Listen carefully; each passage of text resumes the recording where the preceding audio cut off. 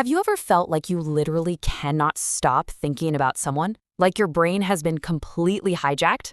Well, welcome to this explainer. I am so thrilled you're here, because today we're diving into a topic that affects pretty much everyone at some point, yet it's totally misunderstood. We're going to unpack the hidden, almost invisible mechanics of romantic obsession. But we're going to do it through a highly specific scientific lens, my own past journey as a drug addict who eventually became a neuroscientist. We are going to explore exactly why trying to get over someone can feel literally identical to kicking a chemical dependency. And much more importantly, we'll look at how you can use science to finally break free. For 10 years, I spun in and out of an addiction to opiates. Unsated attraction can be a kind of torture. I actually wrote those words. Because my own agonizing 10-year battle with addiction taught me something incredibly profound. That visceral, painful desperation I felt for a chemical high, it perfectly mirrors a feeling most of us have encountered in our romantic lives, that absolute suffocating inability to stop thinking about an ex. It turns out that unsated attraction isn't just you being dramatic. It is a deeply physiological reality. So let's open up the hood and get right into the confessions of an addicted brain. If you've been beating yourself up lately over obsessing about a lost love, I need you to hear this right now. It is not a personal failure. Not at all. It is a deeply ingrained neurochemical loop. In fact, repetitive thoughts about a specific person are driven by the exact same brain pathways as a cocaine addiction. Seriously. Whenever you remember that person you desire, your brain actually gets a tiny little chemical hit. And it's just enough to make your mind push for more of those thoughts. It's like a broken record playing the exact same agonizing track over and over. Your brain isn't intentionally trying to torture you, it's just desperately trying to get its fix. And that brings us to the primary culprit here, the real engine of all this desire. To really grasp this relentless cycle, we have to talk about the dopamine-seeking reward loop. Now, a lot of people think of dopamine as the pleasure chemical, right? But that's actually a misconception. It's really the pursuit chemical. Dopamine doesn't peak when you get what you want. It peaks when a goal is just out of reach. Think of it exactly like a slot machine. The jackpot is always flashing, it's always just one pull away, and that anticipation keeps you absolutely hooked on the chase. In romance, when a person is emotionally or physically unavailable, your dopamine absolutely spikes and it drives this intense, almost desperate pursuit. This whole dynamic reveals a massive, fundamental split in our brains. Neuroscientist Kent Berridge uncovered this, and it's the difference between wanting and liking. You see, dopamine drives the wanting, that desperate, aching, painful longing for the prize. But actual pleasure, the liking part, that's mediated by completely different chemicals in your brain, primarily opioids. So, that burning desire you feel for an ex, that is pure dopamine-fueled wanting. And as anyone who has been through it knows, the pursuit itself isn't actually fun. It feels like pure torture. Okay, so how do these neurochemical processes actually show up in the real world of modern romance and heartbreak? Enter a concept called limerence.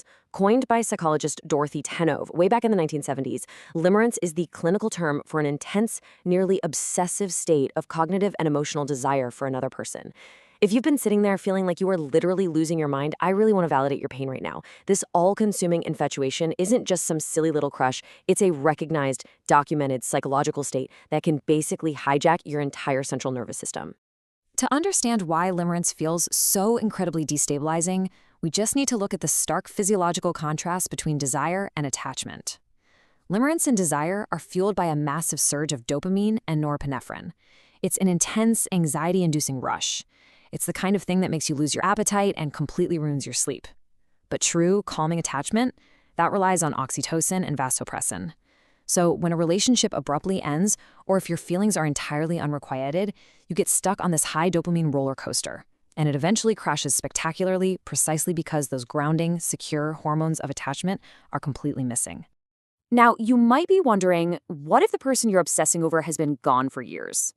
Well, this brings us to something called phantom ex syndrome. This is when your brain creates an idealized memory of a former partner, and it unconsciously uses that memory to sabotage your current relationships. It's actually a fascinating, albeit frustrating, deactivating strategy. People use this perfect, flawless memory of an unavailable ex as a psychological shield. Because the ex isn't actually there in reality, it feels perfectly safe to love them. It entirely protects the person from the messy, terrifying vulnerability of real-time intimacy. When we put these two phenomena side by side, a really fascinating psychological dichotomy emerges. Phantom X syndrome is generally tied to an avoidant attachment style. It's this wistful idealization of the past, specifically designed to keep current intimacy safely at arm's length. Limerence, on the flip side, is tied to anxious attachment. It is an intense, urgent, burning craving for connection right here in the present. It's a really striking contrast, right? One uses an idealized ghost to push people away, while the other anxiously obsesses over an unrequited crush to desperately pull them closer. So we have to pivot the narrative here and ask the tough questions about the root causes of all of this.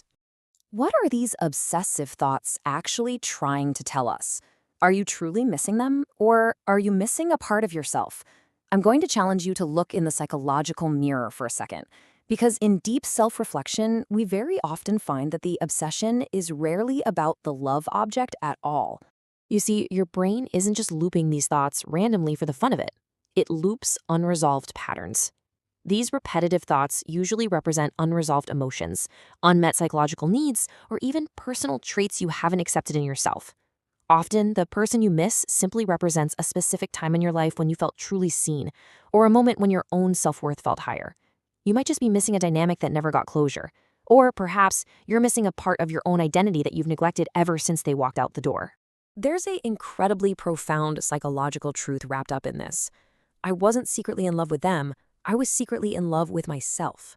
When you absolutely cannot let go of a memory of someone, it is so often because you miss the potential self you saw reflected in their eyes. You miss the confident or vibrant or carefree version of you that they seem to bring to the surface. Realizing this and reclaiming that personal identity without needing them around to validate it is a massive step forward in recovery. Which means it's time to talk about how we actually reclaim your mind and yourself.